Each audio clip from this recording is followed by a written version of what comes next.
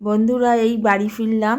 বাড়ি ফেরার সময় একটু চপ আর বেগুনি আর পপকর্ন নিয়ে এসেছিলাম। আমি আর মেয়ে একটু চা দিয়ে খাবো বলে। যাই হোক, খেতে খেতে তোমাদের সাথে একটু গল্প করি। আজকে ভিডিওটা বেশ বড়ই হয়েছে। আমি একটু বড়ই করলাম ভিডিওটা। তখন সামান্য একটু কলকাতার প্রচণ্ড জ্যাম, তাই দেখাতে পারিনি। এখন একটু ফাঁকা হয়েছে, তাই সুন্দর করে বাসের মধ্যখান দিয়ে ভিডিওটা করেছি। দেখো, আমরা কিন্তু কারোর কোনো দেশের থেকে পিছিয়ে নেই। কোনো ফরেনিয়াররা এসে বলতে পারবে না যে আমরা তাদের থেকে পিছিয়ে আছি। আজ বছরের শেষ, অনেক টানাপোড়েন গেছে প্রত্যেকটা মানুষের মধ্যে দিয়ে। তার মধ্যে কিছুটা সময় খুশির মুহূর্ত নিয়ে সবাই আনন্দ করছে, রাস্তায় বেরিয়ে পড়েছে।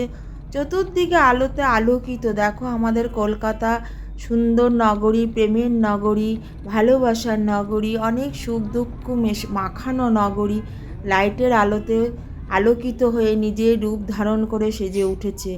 কত মানুষ জায়গায় জায়গায় বসে আছে, পিকনিক করছে। আর কি বলবো, মনের মতন মানুষ পেলে হাতে হাত দিয়ে হাত ধরে অনেকটা রাস্তা এইভাবে হেঁটে যাওয়া যায়। যাই হোক, যাদের মনের মতন মানুষ আছে তারা সবাই এই রাতটাকে এনজয় করো, হাতে হাত ধরে এগিয়ে চলো।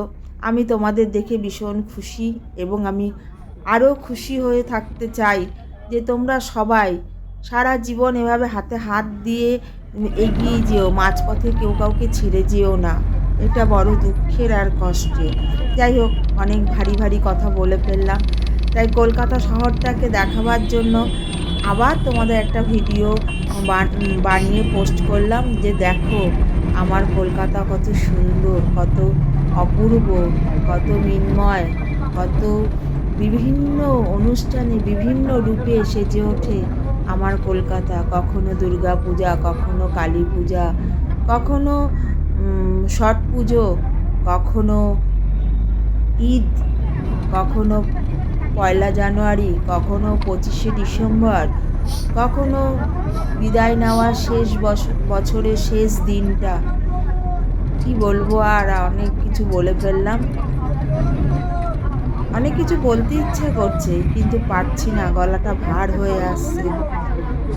অনেক আবেগ জড়িয়ে আছে আমার এই কলকাতার সাথে, অনেক ভালোবাসা জড়িয়ে আছে, অনেক বিরহ জড়িয়ে আছে আমার এই কলকাতার সাথে।